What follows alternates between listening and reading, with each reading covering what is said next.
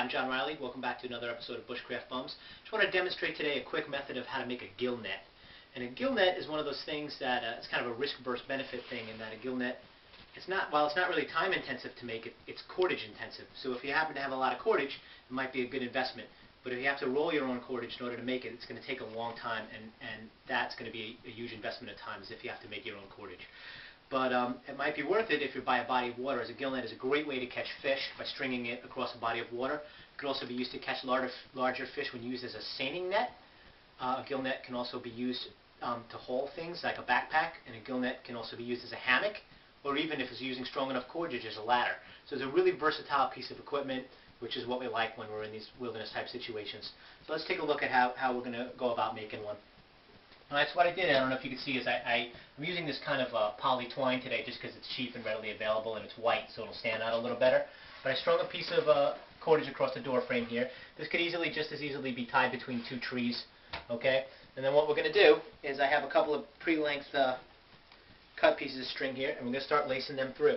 We're going to use a variation of a prusik knot for our first line here. And the way that's going to work is I'm just going to slip this around like this, and then I'm going to pull the cordage through. That's going to be my first move there. Okay, I'm going to make a couple of those using these pre-cut lengths of cordage I made. Try to make sure they're relatively even. Once again, you know, it's a survival net. It's not, you know, doesn't have to be, you know, exact, but the closer you get it, the nicer it's going to be in the end. All right, slide that however far. The closer you put them together, the tighter the net weave is going to be. But for today, since we're just demonstrating, we'll make this a large net weave, like if we were going to catch large fish or use it. Also, these can be used with spring traps to snare birds and such, depending on what type of trigger you use. We can get into some of that later. So I'm doing the same thing, just making a modified prusik knot. This has only got one loop on each side, whereas a normal prusik knot would have three. This is just to hold the cordage in place. If you're looking for a detailed explanation on how to do this, you can check in with the book called The SAS Survival Guide by John Lofty Wiseman, and that's where I learned how to do this from. And it's a great read all around for any type of survival skill. But that's where I learned how to make these type of nets. All right, so I'm going to put a few of these together. We're only going to do a couple of rows just so we can get the idea of how this is going to work.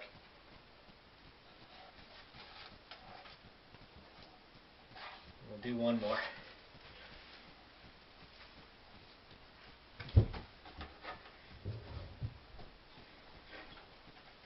All right. That's our first level of our net there. So what I'm going to do is I'm going to take the two outside pieces here, and I'm going to kind of leave them be, all right? And I'm going to start connecting the inner pieces. So I'm going to hold these inner pieces together. I'm just going to take them both together, wrap them around my finger, and tie a knot through.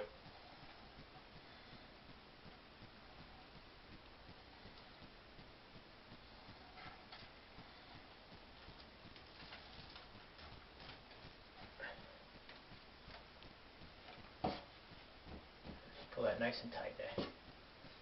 All right?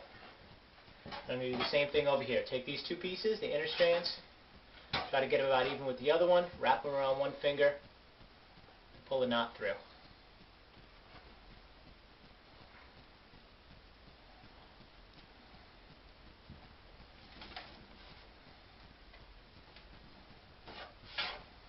I'm going to do the same thing over here.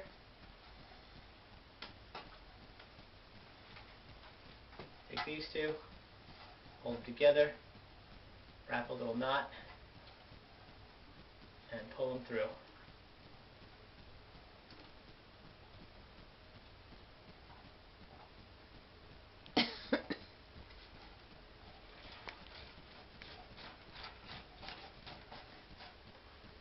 Alright, again, obviously the more pieces you have here, the more knots you're going to have to do.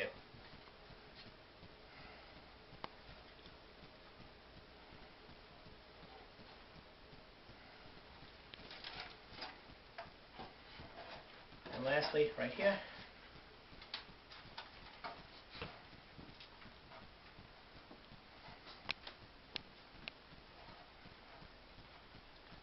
these through. Good. Now we can tie these off over here.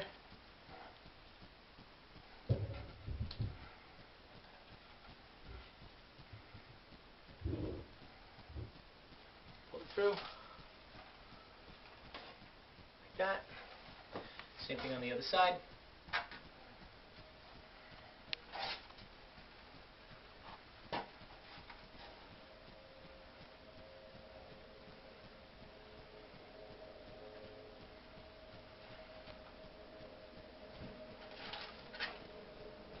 And that's the first level of our net.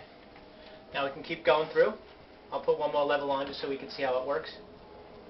Alright, once again we're doing a large weave net here.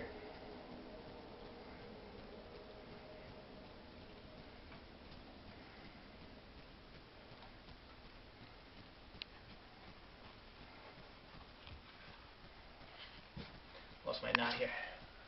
It's hard keeping my arms up that long. Loop it around. Pull it through.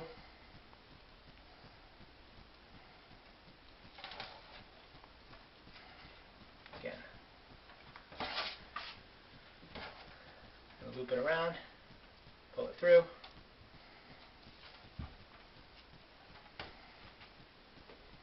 Keep your knots nice and tight.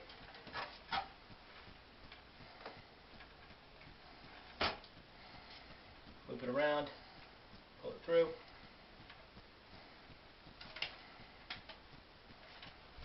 Good. And loop it around. Pull it through.